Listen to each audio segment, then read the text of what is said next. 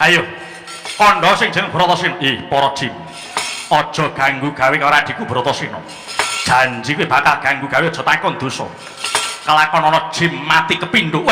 Dieman ora remet dadi klararing ngepek-epek. Weh. Weh, ya.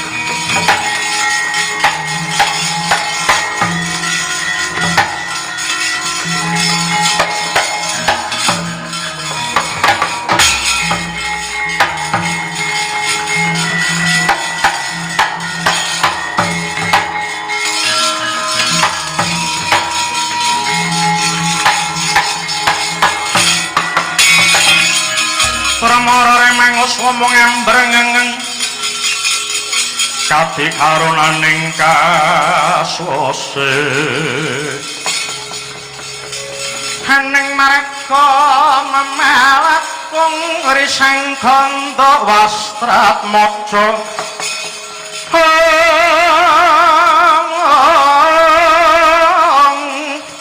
long-long lalu mangulati surya mangrang sang wayah Kumya samara wayanto pindhawari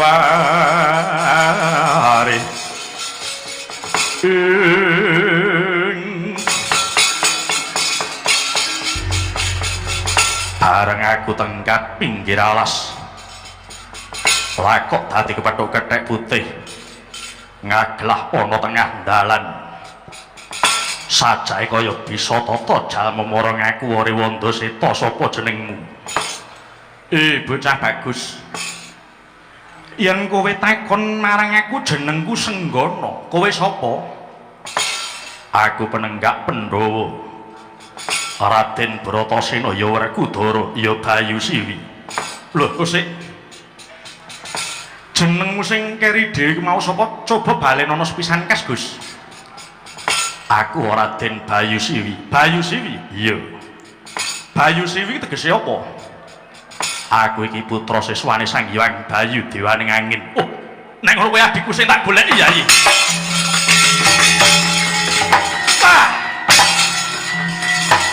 Wah.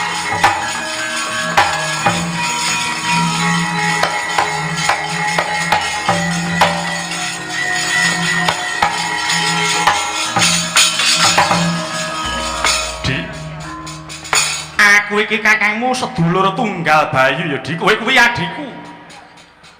Aku kedarang-darang tekan ngalas kene iki ya mergo kepengin ketemu karo adikku ya kowe kuwi sing tak goleki ya iki. Mula aku tak ngrangkul ya Dik, aja tok tulak ya Dik. Mangko dhisik.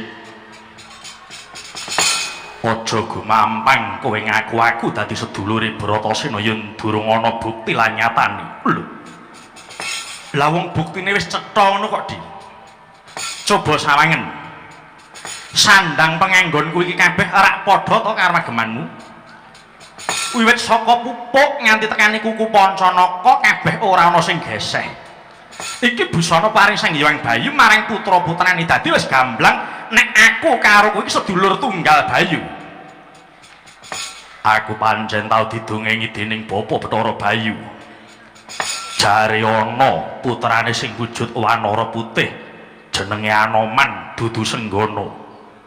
Wo, laku jurane. Anoman ki ya aku iki kepiye to kuwi? Kena ngopo kowe mau ora ngaku jeneng Anoman kok dadak nganggo jeneng Senggana. Oh, seling surup bocah iki. Di jenengku kuwi akeh ya, Di. Anoman ya jenengku, Senggana ya jenengku. Ramandaya Pati ya jenengku, Maruti Anjani putra kuwi kabeh jenengku. Ya wis saiki ngene wae. Piye? Yen nyata kowe putra seswa saka Sang Hyang Bayu, kowe kudu bisa nggancarake kanthi cetha. Putra Bayu cacahe ana pira, mapan ana ngendi lan sapa jeneng siji-sijine. Yen ora pecus nyeritake genah yen munyuk ngawur. Weh lah dalang. Ya. Ya. Yen pancen mengkono penjaluk tak turuti. Ngene. Kadang Bayu iku cacahe ana 5. Yaiku kang sepisan Bayu Kenara ulese putih, rasane legi, watake suci, dununge ing kiblat wetan, nguwasani bayuning para wanara, ya aku iki wujude. Kaping pindho Bayu Waneras, ulese abang rasane pedes, watake perwira, dununge ing kiblat kidul, nguwasani bayuning para raseksa, wujude Ditya Jajal Wreka. Kaping 3 Bayu Kanitra, ulese kuning rasane asin, watake birai, dununge ing kiblat kulon, nguwasani bayuning Satu Kewan, wujude Gajah Situbanda. Kaping 4 Bayu Langgeng, ulese ireng rasane pait, watake Sentosa, mapaning kiblat lor, nguwasani bayuning Kayiwatu, wujude Gunung Mainaka. Genepe kaping 5 Bayu Mangkurat, ulese ijo moyo-moyo, rasane gurih, watake wicaksana, dununge ing puser bumi, nguwasani bayuning jalma menungsa, wujude Raden Bayu Siwi. Ya kowe kuwi. Wah, iya ngono bener kowe Anoman Kakang. Larak ngono to, Di. Wah.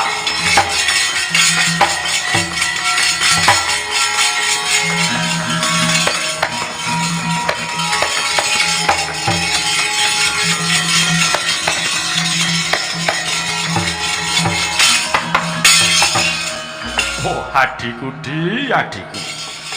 Pirang-pirang taun nggonku ngupaya marang sira Yayi Werkudara jebul malah ketemu ana kene. Iya. Basaku tampan ana Anoman Kakangku. Ya, bekti wis tak tampa, Di. Lega rasane atiku dene wis ketemu karo sing tak goleki. Lah iki banjur si Adi arep menyang endi kok mbrengku tekan kene. Iya. Ngestokke dawuh Drestarata bapakku. Aku bakal babat Wanamarta ngarep iki. Kowe arep babati alas iki? Iya. Sing perintah sapa? Sing dawuh Drestarata wong tuaku. Kanggo ijol negara Ngastina sing wis kebacut diparingke marang Kurupati kakangku. Aku kadawan bubak alas iki perune bisa kanggo mukti kula warga Pandhawa. Waduh, Yayi. Yen kena tak iman aja mbacut ya, Di. Baliya wae. Sebab apa kowe mbalekke lakuku? Sebab aku ngiman marang keselamatanmu. Alas ngarep iki gawat kliwat wingit kepati lho, Di. Kowe dilorotke dening wakmu Drestarata ya, Di. Kowe diblusukke nyang kandang setan. Kuntur wae, Di. Ngimano marang uripmu Werkudara. Kagyatri sanggapira ngurangku kinempit-kempit. Duh sang retnaning bawana. Anoman kakangku. Apa, Di? Kowe kena ngaku sedulur marang Bratasena. Ning wanti-wanti welingku aja pisan-pisan kowe nyampuri perkaraku. Loh, aku iki ora nyampuri perkaramu. Nanging jejering sedulur aku ngeman marang jiwaragamu. Pati uripku aja tok eman. Pati ora galak kaya macan. Kabeh mau pancen wis tak jarek Bratasena wani mukti ya kudu wani mati. Areh ning aku wis kebathus aguh marang Drastarata bapakku. Mula yen aku mundur sejangkah ora urung bakal tetel kasatriyanku. Tetel sawetara kasatriyanmu ora apa-apa matone slamet di aja rembugan dawa-dawa. Sumingkira aja ngalang-alangi Bratasena. Yen nganti nggonku babat alas sirahmu sampluk perbatang pecah aja takon dosa. Aku bakal semingkir saka kene yen bareng karo Siradi. Wah, munyuk kurang ajar. Wah.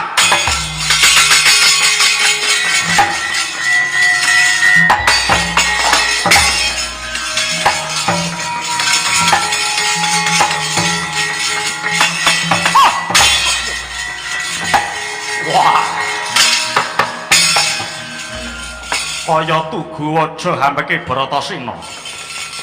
Dikandani Wonomarta kuwi gawat kok maksa nekat malah aku disawatke mek kecemplung jurang iki. Wah, yen ora tawat aku bebayani bocah.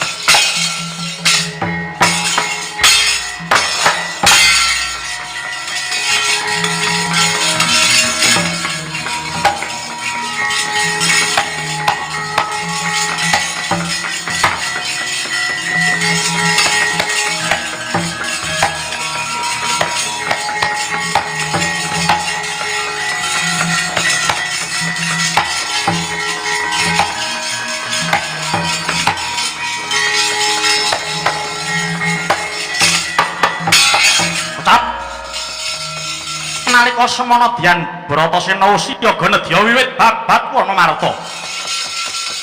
Sigra mlintir gumbala unjal huswa mekos kadya tek saka nembur wisa. Alas gong gegara tangkebak gurda ting jenggelek panging kekayen sambung sumambung tepung hamaro gunung. Sigra katrajang kridane sang panenggak padha sanalika bumi horeg gora-gurnita. Padas padha gempal jurang samya jugruk. Awet kang gedhe rebah kabarubuh kang jero tancepe padha pokah ingkang cethek rungkat sak oyot-oyote. Amatu gilang kinarya sleng gugur anggraning arga gemaruduk sabawane nganti kaya garahing mangsa labuh. Buron wana hambyar bubar mawut sarang-sarang gajah banteng singa barong. Warsa lawan kidang menjangan dalahe beriberan. Otot kencengaran sang wedana bapak nitra mandhek hangatirah. Anggeget aja Dyan Bratasena sigra mbabati Wonomarta nganti bosah baseh bubrah langkah tang mangga pulya.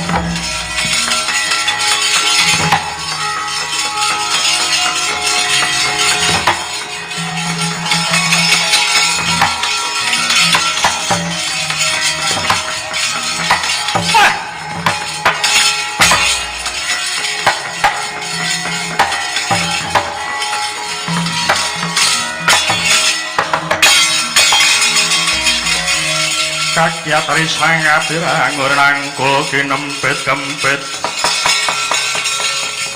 dosanger naning bawono waduh dudu karepe dhewe ana menungsa salah gawe ora arek papan wis maning para jim dadi aturi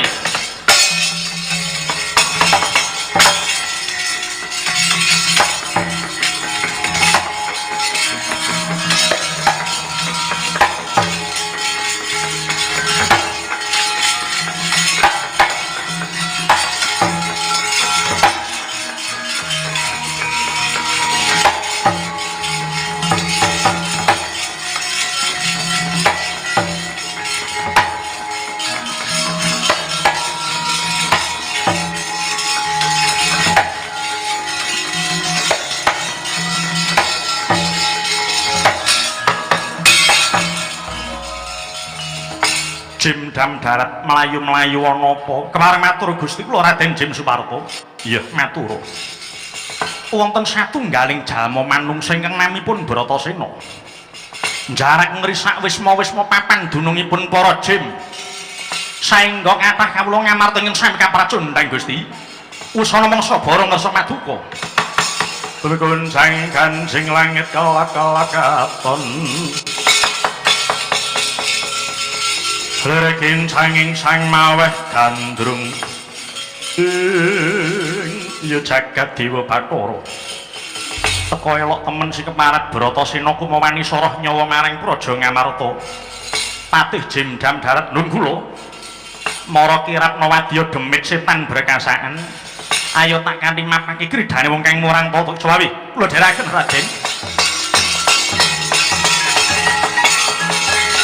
Semangka hanggro suruh sumber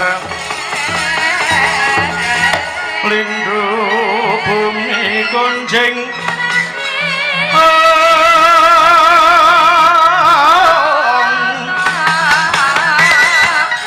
Malut dokun morgatot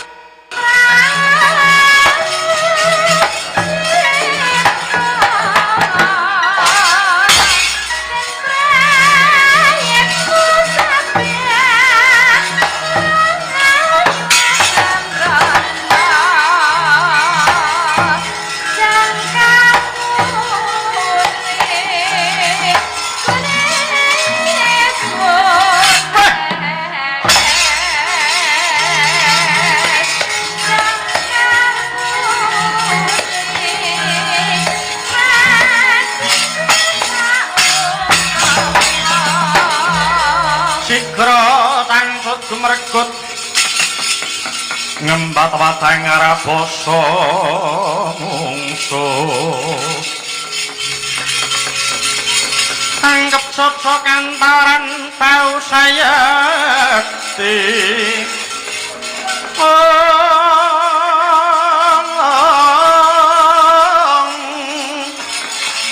dingoleno prapting lampus sirna madyaning palukun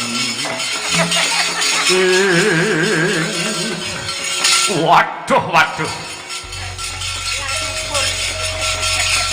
kenapa Pak waduh wangune sing jeneng Bratasena nggawa ingon-ingon munyuk putih dada munyuk ning glelinge ora jamak wong nganggo jam barang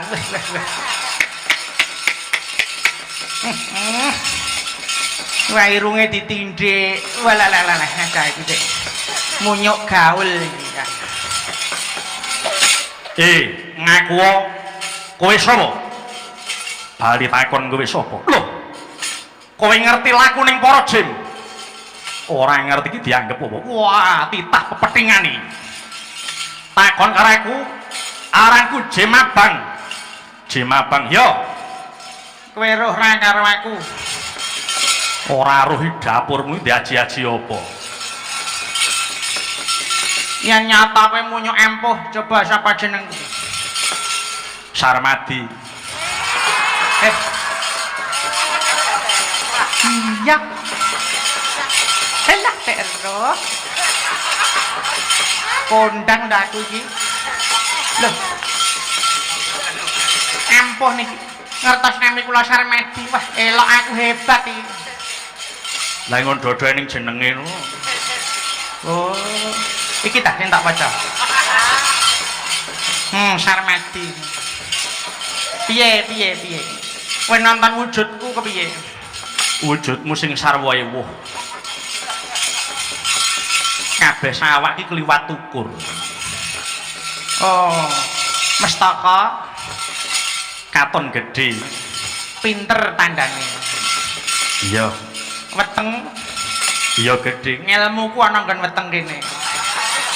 Aku nek wis gelem ngetokke ngelmu saka weteng wis.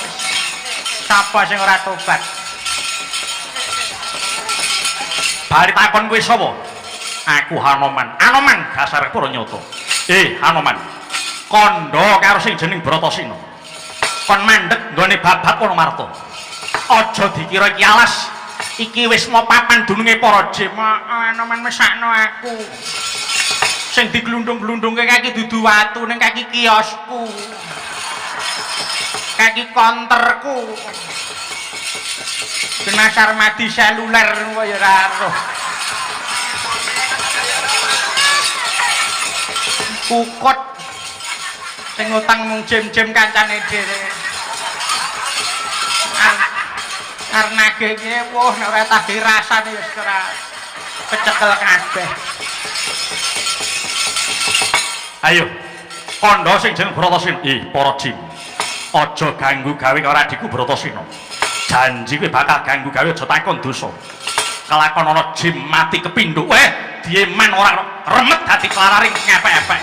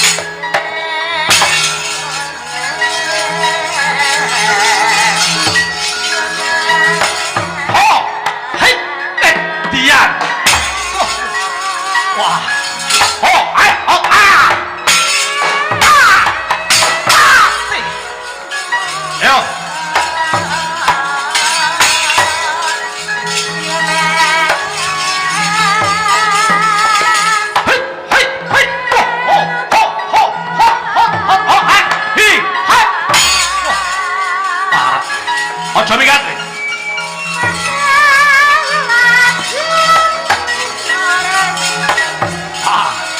Iya, iya. Hei, dia. Oh, oh.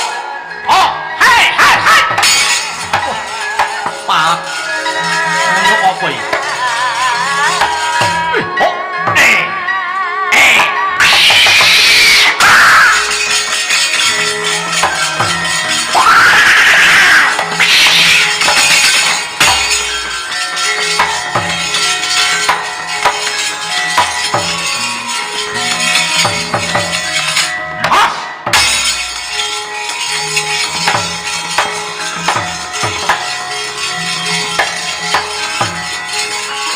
Wah. Hai. Wah. Hai. Wah. Wah. Oh. Oh, hai. Hai. Oh, ah. Oh, hai.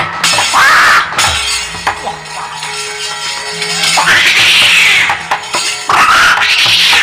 Hap lo. Ah, ayo.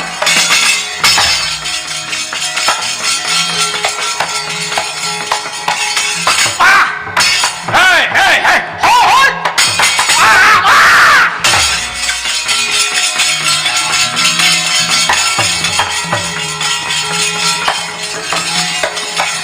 Ah! Oh! Ah! Hey, hey! Hop, hop! Ah!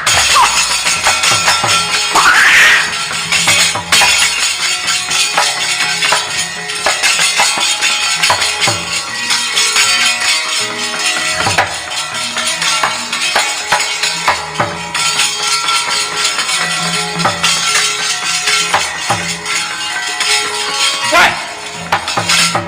Ah! Weh, dia. Ah! Ah! Ah! Hey!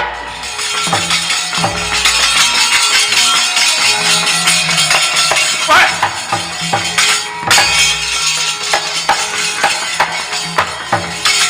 Oh! Ah!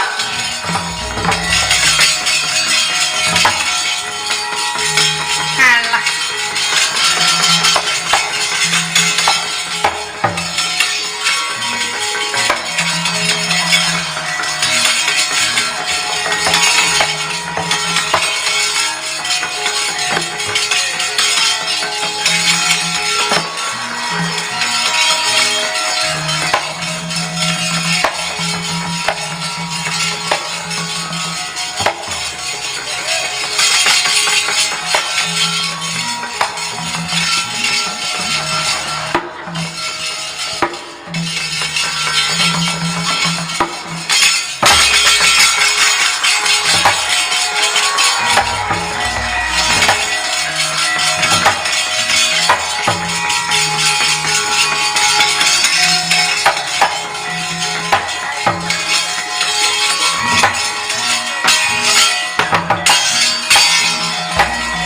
Leng-lenging driya mangun kung kanduhan rimang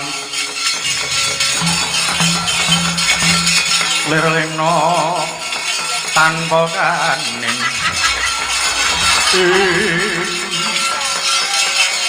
amuk surung mrata jaya mratayu aja mung para jim sing tok tanding ayo Jim Supartowayana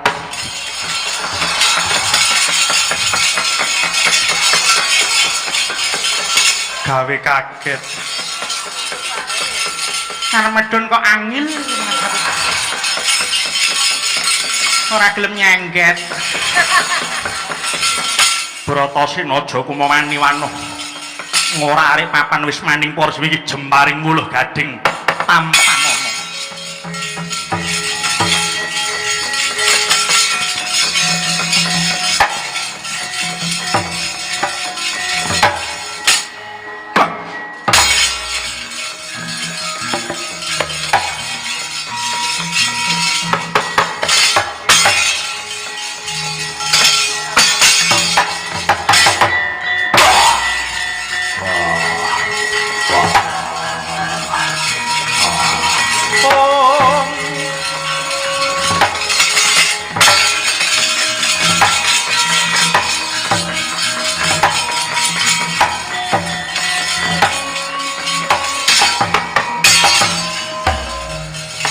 nancep ana wentismu jemparing wuluh gading. Kelakon tuntas ulu diramengih marganing pati Mbah Bratasena.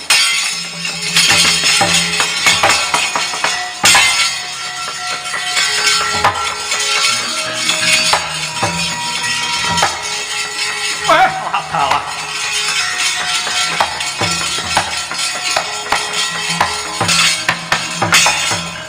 Oh, adikku Bratasena, numusi apa sing dadi kandhamu? Kowe mau kandha Bratasena wani mukti kudu wani mati. Ora jeneng aku iki ora gelem tetulung karo sedulur ki babar pisan ora.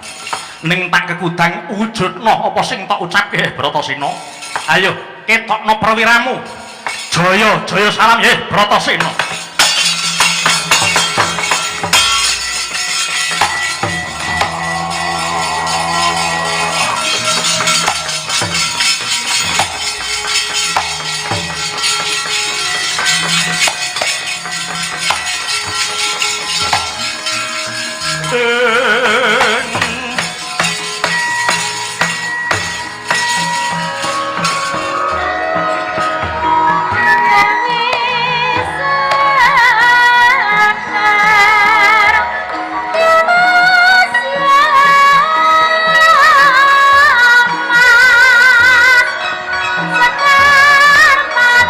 Langening kalang yuwana gelar pangbanunca